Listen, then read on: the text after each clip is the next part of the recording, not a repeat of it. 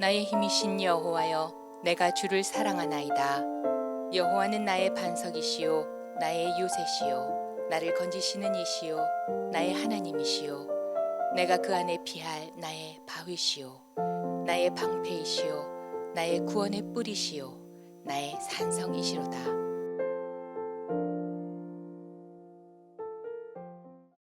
할렐루야. 혹시 이 중에 우리 형제가 8남매 이상이다 있으세요? 8남매 이상. 8남매. 우리 형제가 8남매다. 어이구, 이 세 분 부끄러워하지 마시고 9남매. 9남매. 9남매. 10남매. 어이구, 최장로. 설마 11남매 없으세요? 12남매 없으시고. 있으세요? 장로님 몇 남매신데? 12남매. 아이고, 알겠습니다. 요즘은 참 찾기가 어려운데 옛날 어르신들 이야기 들어보면 뭐 8남매, 9남매, 10남매, 11남매, 12남매 많았거든요. 옛날에는, 어르신들 시절에는. 요즘 젊은 분들은 아니 덮어놓고 대책 없이 그렇게 많이 나오면 어떡하나 이런 얘기 하시는 분도 있는데, 그 시절에는 그게 대책이었다라는 거예요. 이야기를 들어보니까 그렇게 낳아야 그게 살 수 있고 생존 대책이라는 거예요. 한 사람이라도 일할 사람이 있어야 되고, 다 농사 짓고 뭐 사냥하고 다 옛날에 어렵게 살던 시절에 한 사람이라도 나가서 먹을 거 찾아와야 되니까, 누가 나 위해서 남의 가족이 어려운 시절에 먹을 거 나눠주고 도와주고 하겠습니다. 어려운 시절에 우리 가족들밖에 나 도와줄 사람이 없는 거예요.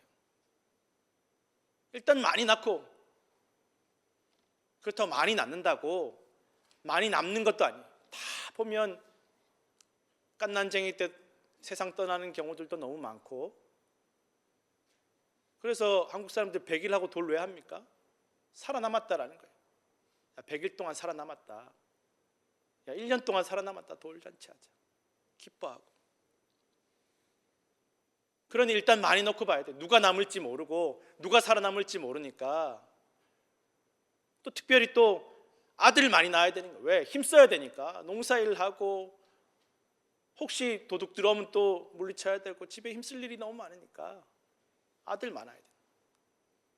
또 아들이 집안일만 하는 게 아니에요. 나라에 전쟁 나면 다 끌려가가지고 안 돌아오는 경우도 너무 많고.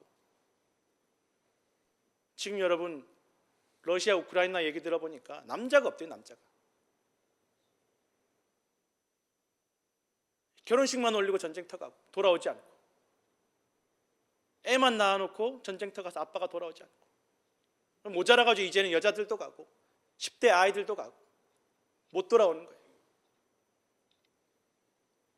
6.25 때도 그랬다고 합니다. 다 처음에는 장정들 데려가더니만 나중에는 이제 아이들, 소년들 다 데려가고 학교 다니는 애들 다 데려가고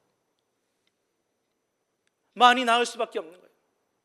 그래야 조금이라도 살아남을 수 있으니까, 살아갈 수 있으니까, 우리 가족이 살아갈 수 있으니까. 누가 나 도와줄 사람은 없다라는 거예요.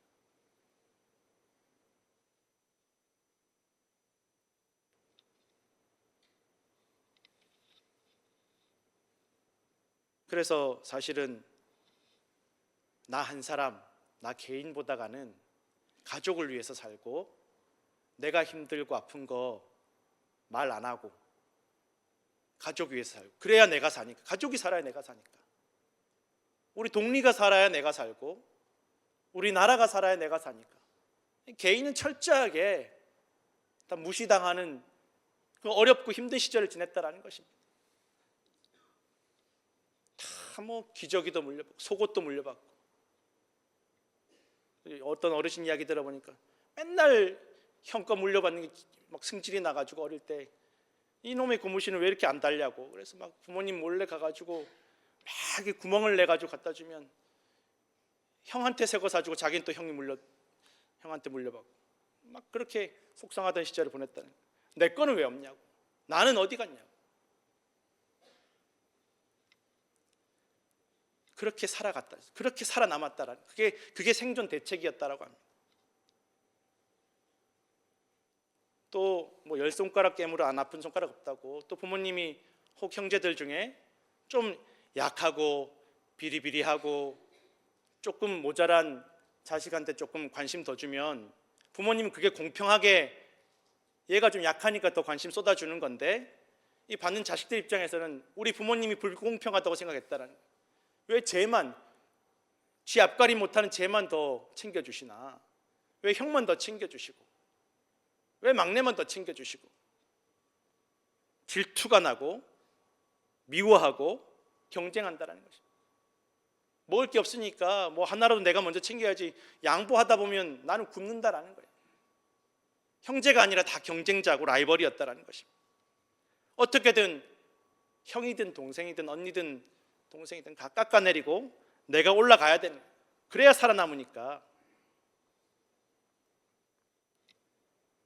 요셉도 아버지 야곱 입장에서는 얘가 어릴 때 친엄마가 일찍 죽고 형들한테 치여가지고 그 기센 승질 더러운 형들한테 치여가지고 불쌍하니까 요셉한테 더 관심 가져주고 애정 쏟아주고, 이게 아버지 입장에서는 공평한 건데 형들 입장에서는 아버지는 불공평하게 요셉만 사랑한다고 생각하는 거예요. 믿고 죽이고 싶은 거예요.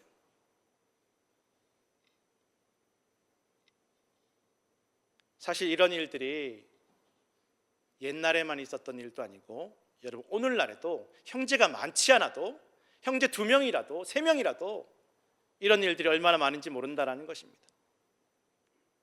심지어 교회에서도, 직장에서도, 사회에서도 얼마든지 이런 일들이 일어난다라는 것입니다. 세상 참 공평해 라고 하시는 분들 제가 이야기를 들어본 적이 없고, 우리 부모님 정말 공평하게 형제 자매들 다 똑같이 사랑해 주셨다라고 하는 분도 제가 거의 들어본 적이 없습니다. 다 세상 불공평하고 우리 부모님은 누구만 편애하고, 언제나 그게 상처로 남고 평생 해결되지 않는 채로 티만 내지 않지 그렇게 가슴에 품고 살아가더라는 것입니다. 그러게 그 상처와 갈등과 경쟁과 그것들을 물려주고 또 주변에 물들이면서 살아가더라는 것입니다. 막 상처가 받은 인생, 한 맺힌 인생, 여기서 벗어나지 못하더라는 것입니다. 어떻게든 하나라도 더 가져야 되고, 내가 빨리 하나라도 챙겨야 되고, 어쨌든 피부치라도 어쨌든 내가 올라가야 되고, 아무도 나에게 관심 가져주지 않으니까, 아무도 나 챙겨주는 사람 없으니까 내가 나 챙겨야지. 누가 나 챙기나? 부모님도 뭐 자식이 많은데 내가 나 챙겨야지. 내가 내 앞가림하고 내가 내 먹을 거 챙겨야지. 다 그렇게 살아가더라는 것입니다. 다윗은 10남매의 막내 아들이었습니다. 형만 7명이 있었습니다. 형들이 좀 뭐 어릴 때 죽든지 전쟁터에 나가서 죽었으면 이 다윗이라도 귀한 아들이 되었을 텐데 멀쩡하게 두 눈 시퍼렇게 뜨고 살아있다라는 것입니다. 그러니 이 막내 아들 다윗은 있으나마나한 아들이 되어버립니다. 중요한 손님이 왔을 때 굳이 데려와서 인사시킬 필요가 없고, 굳이 인사시키고 싶지 않은 그런 아들이 되었다라는 것입니다. 아무런 존재감이 없는 그런 아들이 되었고, 당시에 정말 대단한 권세와 명망을 가진 사무엘 선지자, 킹메이커였고 왕을 세우는 선지자였던 사무엘 선지자, 평생 그 입에서 나온 모든 말들이 이루어지지 않은 일이 없는 정말 영적으로 대단한 지도자인 사무엘 선지자가 집에 왔습니다. 아버지가 형제들이 다 우리 귀한 아들들한테 한마디라도 좀 해달라고, 당신 대단한 분이 한마디라도 해달라고. 다윗은 안 부르는 거예요. 너 굳이 그런 말 들을 필요 없고 인사할 필요도 없고 너 그냥 들에 가서 일이나 해라. 아무도 다윗을 데리고 와야 된다. 다윗도 인사시켜야 된다. 다윗도 좀 좋은 말 들어야 된다. 아무도 신경 쓰지 않았습니다. 아버지와 가족들에게 외면당하고 좀 심하게 말하면 부끄러운 아들, 그 다윗을 하나님께서 기억하시고 아시고 가족들이 다 밖으로 내보내고 숨겼던 자식을 하나님께서 부르셨고 드러나게 하셨다라는 것입니다. 가족들이 내세운 아들이 아니라, 사람이 보기에 좋은 아들이 아니라 중심을 보신 하나님께서 다윗을 선택하시고 기름을 부으셨습니다. 세상 사람들이 다 무시하고 멸시하고 심지어 피부치 가족들이 부끄러워하고 따돌리고 내가 당연히 가져야 될 권리를 다 빼앗아 간다 할지라도, 성도 여러분, 하나님께서 나를 아시고 하나님께서 나에게 더 큰 권세를 주시는 분이심을 믿으시기 바랍니다. 이 사무엘 선지자가 다윗에게 와서 기름 붓는 거, 그래서 왕으로 세울 거라는 거, 이거 얼마나 위험한 일인지 모릅니다. 다윗에게도 위험하고 다윗의 가족들에게도 위험하고 심지어 이 기름 붓는 사무엘 선지자에게도 너무너무 위험하고 두려운 일입니다. 시퍼렇게 왕이 살아있는데, 아니 왕이 죽어가든지 죽고 나서 다윗에게 기름을 부으시면 좋을 텐데, 이거 잘못 말라가면 사무엘도 죽고 다 반역자로 다윗의 가족도 다 죽을 수밖에 없는, 하나님께서 왜 이렇게 위험하게 일 처리를 하시나, 일부러 그러시나, 왜 하나님께서 이 일을 만드시나, 긁어서 부스럼을 만드시나. 이 사무엘 선지자가 하나님께 너 이새의 아들들에게 가서 내가 그 중에 한 명 선택해서 왕을 세울 거니까 기름 부어라 라고 말할 때 사무엘 선지자조차도 무서운 거예요. 하나님, 내가 어떻게 갑니까? 저 사울이 시퍼렇게 두 눈 뜨고 살아있는데, 아직 왕인데 이거 들으면 사울이 틀림없이 나 죽일 겁니다. 이 사무엘 선지자조차 두려워하는 것입니다. 그리고 이 두려움 때문에 즉각적으로 순종하지 못합니다. 하나님보다 사울이 더 두려웠습니다.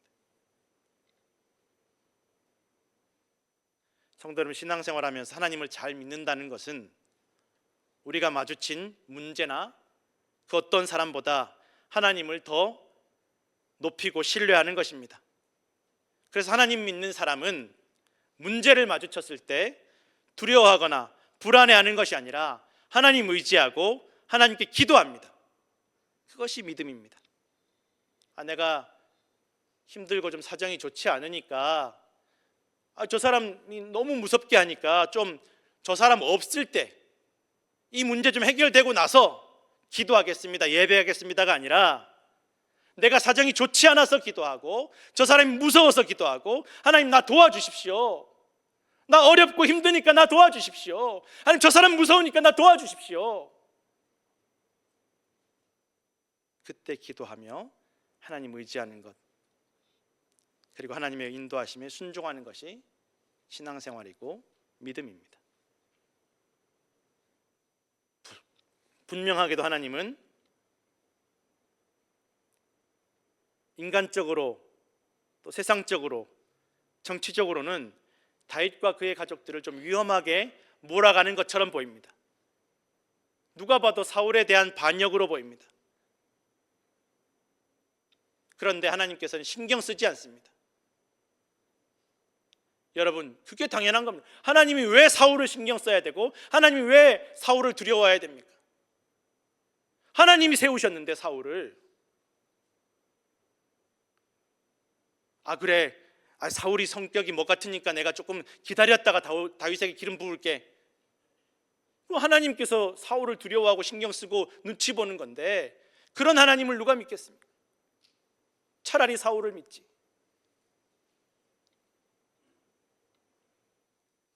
하나님이 사울을 신경 쓰지 않는 것이 너무나 당연한 것입니다. 그래서 하나님 믿는 사람도 사울을 신경 쓰지 않아야 됩니다.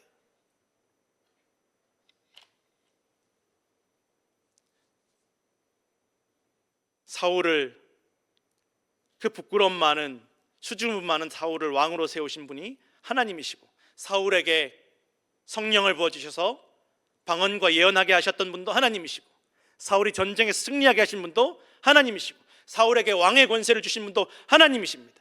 오히려 사울이 하나님을 두려워하는 것이 당연한데, 오히려 사람들이 사울을 두려워하는 것이, 하나님보다 사울을 두려워하는 것이 너무너무 이상한 일인데,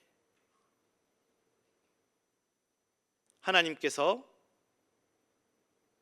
사울이 아직 왕으로 살아있을 때 다윗에게 기름을 붓는 것은, 이것은 사울에 대한 반역이 아니라 사울에 대한 하나님의 심판임을 기억해야 된다는 것입니다.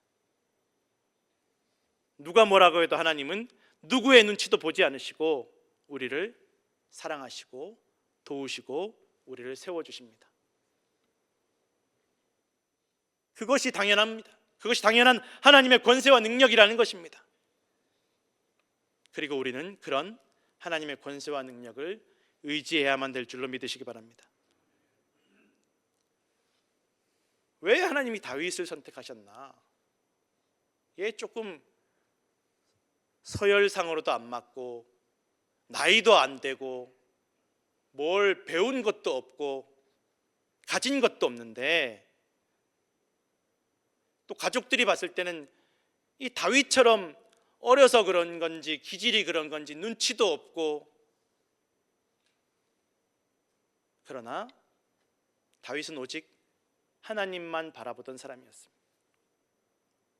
골리앗 한 사람 때문에 사울 왕과 장군들과 온 이스라엘 백성과 군사들이 다 벌벌벌벌 떨면서 두려워서 옴짝달싹 하지 못할 때,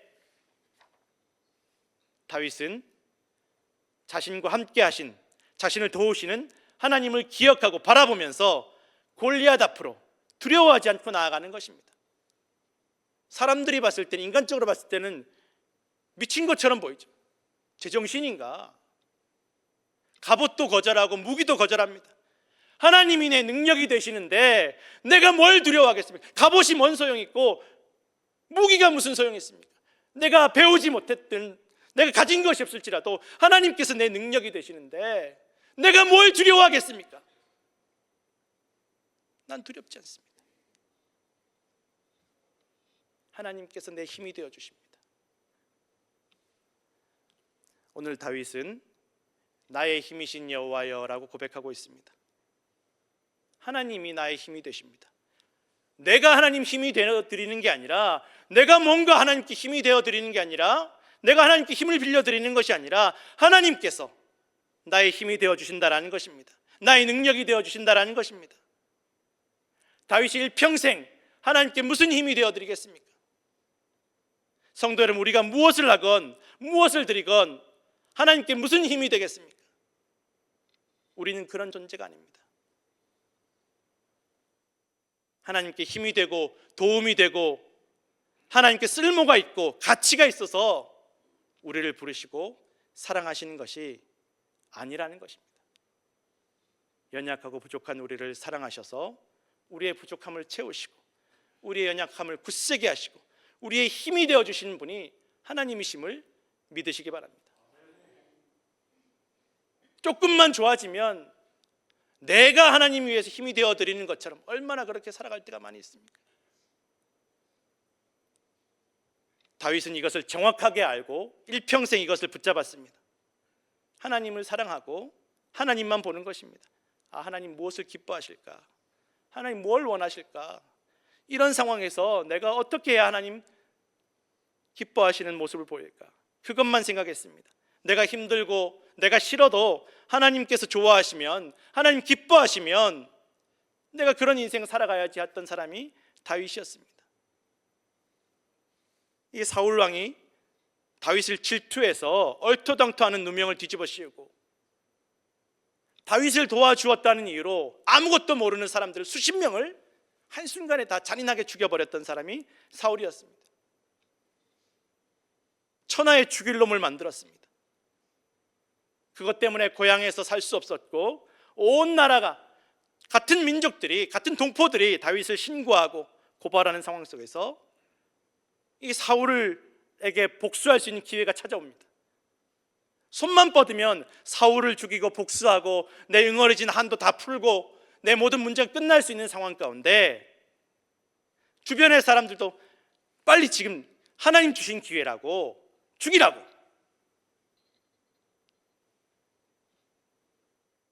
그때 다윗은 하나님을 생각하고 하나님을 바라보았습니다. 하나님 뭘 기뻐하실까? 하나님이 뭘 원하실까? 내가 어떻게 하면 하나님 뜻대로 행동할 수 있을까? 그리고 다윗은 사울 왕도 하나님께서 기름 부어 주시고 하나님께서 쓰신 하나님의 사람인데, 하나님의 종인데 내가 손을 대지 않겠다. 그러면서 자기가 고난을 끌어안고 죽음을 끌어안고 자기를 따르는 사람들의 원망과 낙심도 다 끌어안고 하나님만 바라보고 하나님 사랑하고 하나님 뜻을 구했다라는 것입니다. 이것이 다윗의 사랑이었습니다.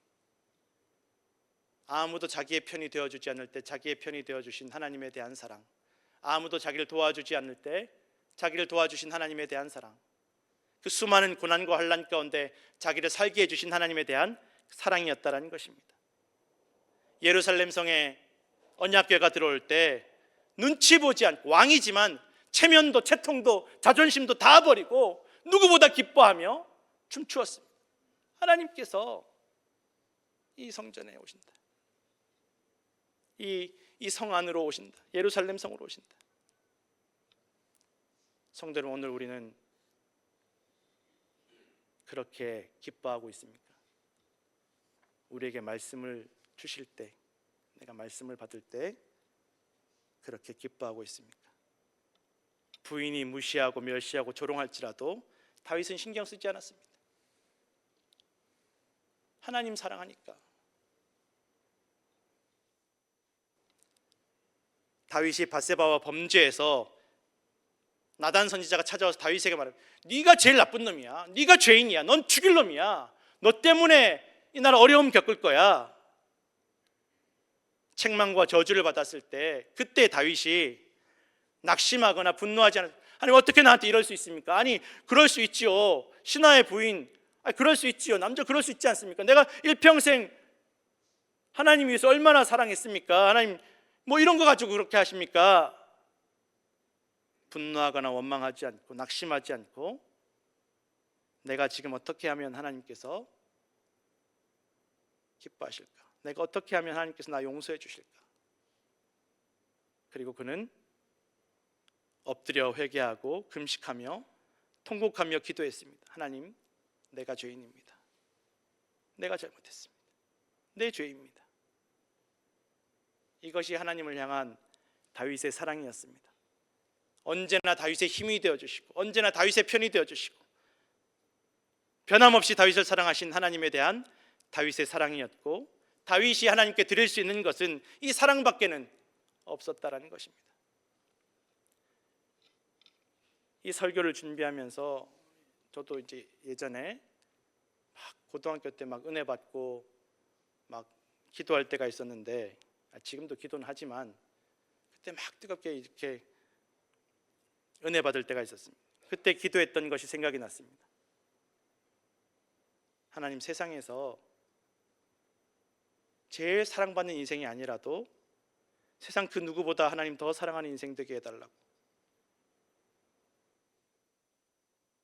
내가 제일 사랑받는 사람이 아니라도 내가 제일 하나님 사랑하는 사람 되게 해달라고.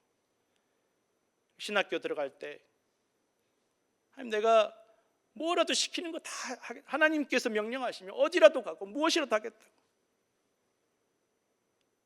우리 초대교회 올 때 하나님, 내가 아끼지 않고 내 목숨 아끼지 않고 섬기겠다. 교회 위해서 내가 목숨 아끼지 않고 섬기겠다. 근데 어제 말씀 준비하는데 하나님께서 저한테 물어보시는 거예요. 너 지금도 그렇게 나 사랑하냐? 아니요 하나님, 나 그렇게 지금 사랑하지 못합니다. 나 지금 그렇게 사랑하지 못합니다. 나는 지금 타락했고 적당히 핑계대면서 솔직히 사랑하는지 잘 모르겠습니다. 하나님, 너무너무 부끄러웠습니다. 다윗의 일평생 하나님은 변함없이 다윗의 힘이 되어 주시고 변함없이 다윗을 사랑해 주셨는데,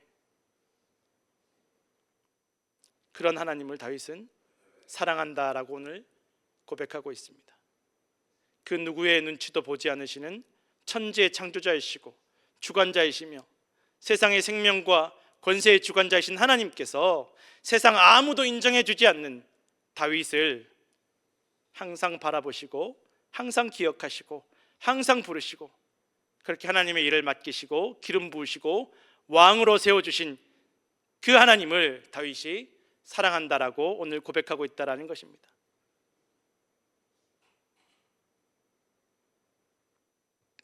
다윗은 잊지 않았습니다. 기억했습니다. 아니 하나님, 나 기름 부으시고 왕이 되게 해주신다더니만 내가 왜 이런 고난을 겪어야 되고, 왜 내가 이런 누명을 써야 되고, 왜 내가 이런 멸시천대를 받고, 왜 내가 이렇게 천하의 죽일 놈이 되어야 됩니까?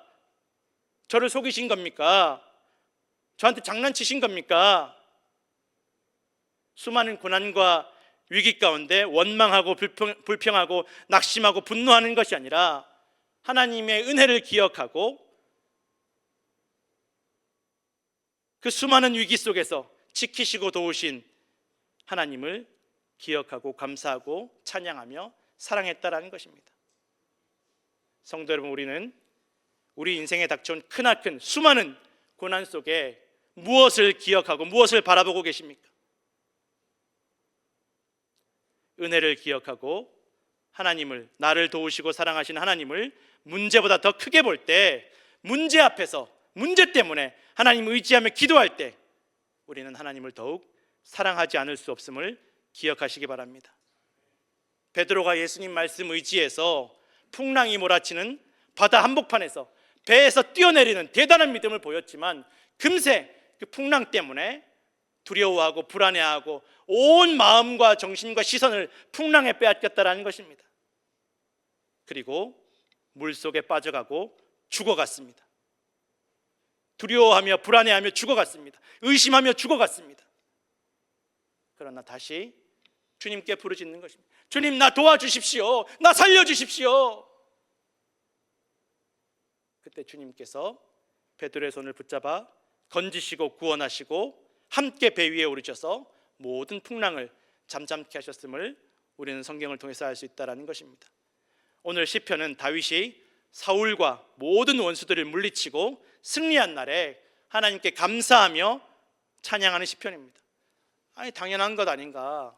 그만큼 은혜 입었으면 감사하고 찬양하는 게 당연하지 않은가 싶지만 그렇지 않다라는 것입니다. 이런 은혜를 경험했으면 당연히 언제나 기억하고 언제나 감사해야 되는데 현실은 그렇지 않을 때가 많습니다. 막상 어려운 것 지나면 은혜 잊어버리고 또 불평하고 또 원망하고, 내가 그때 잘 결정했지, 내가 그때 잘 견뎌냈지, 내가 그렇게 했지. 하나님보다 나 자신을 높일 때가 얼마나 많이 있습니까?